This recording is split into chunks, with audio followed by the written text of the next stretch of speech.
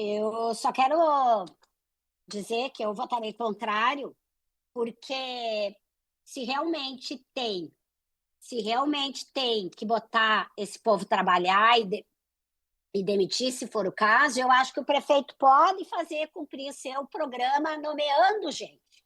Nós temos falta de servidores em todas as áreas.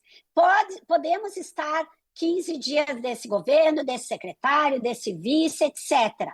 Mas não é possível que o prefeito não saiba que quase todas as reclamações, em todas as áreas, o problema é falta de servidores. É nas escolas, é nas UBS, é os guardas de trânsito, é em todas as áreas. Vai no SAMAI, o problema é esse. Então, chama servidores.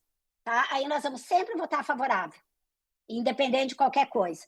Para concluir, sabe que tem algumas vantagens a gente ser, talvez, uma das mais velhas, agora já não sou a mais velha, mas enfim, tem vantagem, porque a gente não pensa que a hipocrisia é só de mim para frente e que só eu sei tudo.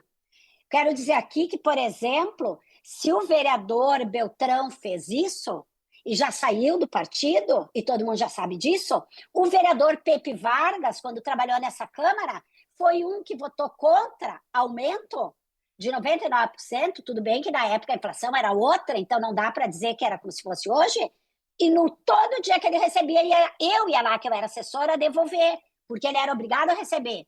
Então, a hipocrisia não é só de quando a gente cita exemplo de quem nos convém, tá? Tem muitos exemplos anterior que talvez as pessoas mais jovens não conheçam, que deveriam conhecer. Porque eu conheço coisas da história que eu não vivi, mas eu conheço. Então, acho que é bem importante a gente ter isso em mente. Se tiver, sim, que botar a gente trabalhar e fazer valer o programa do prefeito eleito pelo povo, ele que chama servidores, porque ele já tem secretários e secretários adjuntos para cargos políticos de confiança. Para executar as políticas públicas, pode ser via servidores públicos.